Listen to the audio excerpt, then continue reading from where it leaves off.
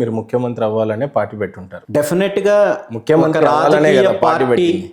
లేదు సార్, ముఖ్యమంత్రి అవ్వాలనే కదా పార్టీ పెట్టారు అంటున్నా. పార్టీ స్థాపన 100% అధికారంలోకి రావాలనే ఆలోచనతోటే తప్ప అధికారంకి వచ్చినప్పుడు రామచంద్ర యాదవ్ గారే ముఖ్యమంత్రి ఆ పార్టీ యొక్క ఆశయాలు కానీ లేదంటే ఏదైతే సిద్ధాంతాలు కానీ లేదంటే ప్రజలకు ఇచ్చిన హామీలు నెరవేర్చాలంటే అది అధికారం వస్తేనే పాసిబుల్ అవుతుంది. కాబట్టి డెఫినెట్ గా అధికారం రావాలి. అధికారంలోకి వస్తే రామచంద్ర యాదవ్ గారు ముఖ్యమంత్రి అని అనుకుందాం. ప్రజలు నిర్ణయిస్తారు, పార్టీ నిర్ణయిస్తుంది. పార్టీ అధినేతగా భారతదేశంలో ఏ పొలిటికల్ నేత అయినా కోరుకునేటువంటి కోరికలు ఏ మేరకు ఉంటాయి అని అంటే, ముఖ్యమంత్రి అయిన తర్వాత ఆ కులం ఈ కులం అని చేసి చూడకుండా సమపాలన అనేది జరుగుతుంది.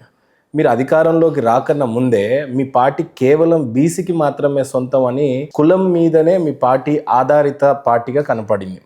మీరే గతంలో చెప్పినటువంటి మాటలు ఏంటంటే కుటుంబ పాలన, ఆ తర్వాత కుల పాలన అని మీరు చెప్పారు. కానీ మీ పార్టీ మాత్రమే కులం మీద ఆధారం. ఇంకా టీడీపీ వైసీపీ గురించి చెప్పాలి అని అంటే న్యూట్రల్గా అని చెప్పొచ్చు. మీ పార్టీ సూటిగా బీసీలకు తప్పే ఇంక ఇతర కులాలకు కాదు అని దాని అర్థమా?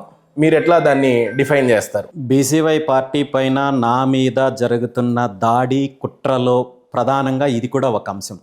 ఈరోజు మీరు అన్నారు బీసీలకు మాత్రమే పరిమితం అని. దానికి మీ దగ్గర ఆధారాలు ఉన్నాయా? అంటే బీసీల గురించే మీ పోరాటం దేన్ని బేస్ చేసుకొని మీరు ఇప్పుడు రాబోతున్న సింహగర్జన మీరు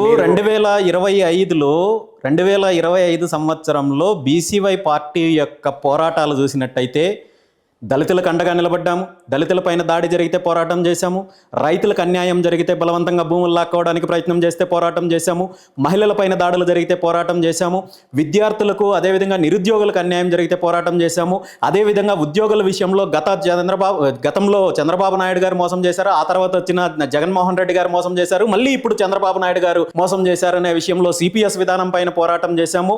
అదేవిధంగా అన్ని వర్గాలకు ఎక్కడ అన్యాయం జరిగినా, మత్స్యకారులకు అన్యాయం జరిగినా లేదంటే స్టీల్ ప్లాంట్ ఎంప్లాయీస్కి అన్యాయం జరిగినా వీటన్నింటి మీద కూడా బీసీవై పార్టీ రాజీ లేని పోరాటం చేసింది తప్ప ఏ ఒక్క వర్గానికి పరిమితం అవ్వలేదు, ఏ ఒక్క కమ్యూనిటీకి పరిమితం అవ్వలేదు. ఇది స్పష్టంగా మీరు గత సంవత్సర రాజకీయ ప్రస్థానము ఏదైతే బీసీవై పార్టీ చేసిన కార్యక్రమాలు పోరాటాలు చూసినట్టయితే మీకు అర్థమవుతుంది. ఇది కేవలము ఒక తప్పుడు ప్రచారము, ఒక కుట్ర తప్ప మరొకటి కాదు.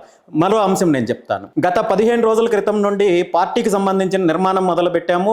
ఇందులో కమిటీలు ఏర్పాటు చేస్తున్నాము. రాష్ట్ర స్థాయి కమిటీలు, జిల్లా స్థాయి కమిటీలు, నియోజకవర్గ స్థాయి కమిటీలు ఏర్పాటు చేస్తున్నాము.